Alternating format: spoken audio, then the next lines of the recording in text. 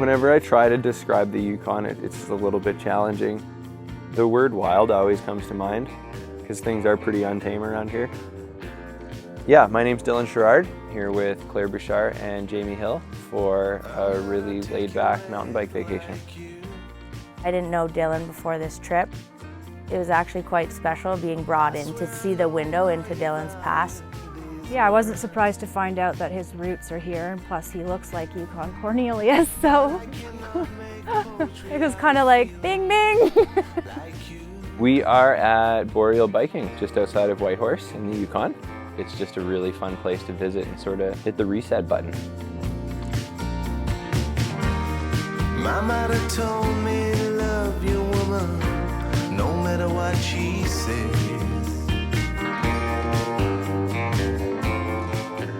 Whenever I have the chance to visit Whitehorse, it's such a cool perspective check, I guess. It makes me laugh a little bit seeing how sketchy the stuff I used to ride would have been. Just kind of always been fascinated with the concept of the midnight sun.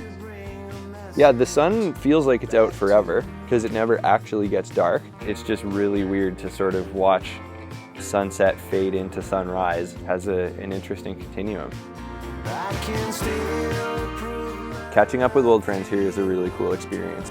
Having guys like Alan and Gerard Frostad, who used to run the bike store when I was a kid, and remembering how much they'd helped me out with making things possible. Seeing guys like Tyler Janier, talking to guys like Curtis Murray, always so excited to just get after it. And they still remember all of the sessions we had as kids. It really makes you sort of step back and appreciate how cool of a time that was. The Yukon free-huck in parts kind of faded out for a lot of people, but it's also really easy to understand why, because they have such incredible trails here. If I had trails that fun to ride when I was a kid, I probably wouldn't have been building any sketchy jumps to tee up either. There's a really big emphasis on just enjoying what's in front of you. There's no real big talk about how busy they are with other stuff going on or what they've got to do at work the next day. Nobody cares, they're just out for a good ride. It's really just a celebration of the trail that's rolling beneath their tires that day.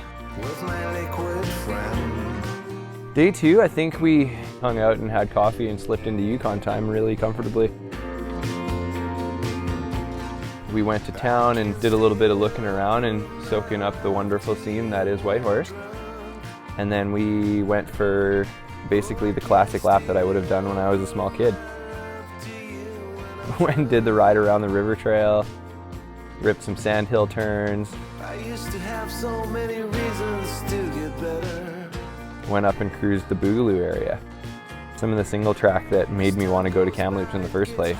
It'd be short sections with these really fast, windy corners, and I knew there was a place that had more fast, windy corners that I should visit.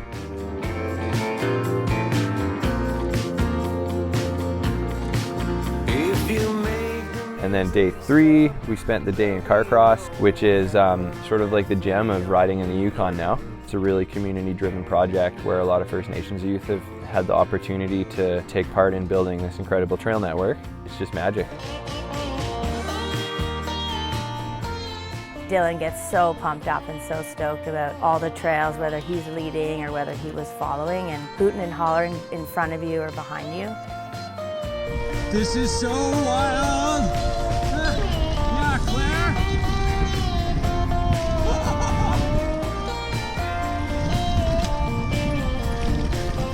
Oh my god! That was sick, Claire. I more expected just a really cool landscape and to experience that kind of endless day. And I was pretty pleasantly surprised that the riding was awesome too, like really awesome. And then we went to one of my absolute most favorite places on the planet, which is the top of Grey Mountain, to ride Money Shot.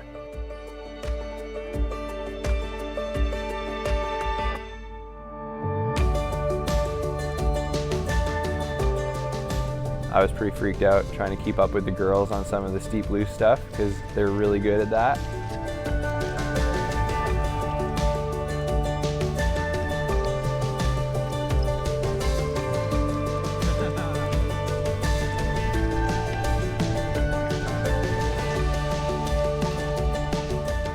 being here in the Yukon is kind of like a really cool reminder that if you just trust the process and put your heart into it, that it's going somewhere really, really cool.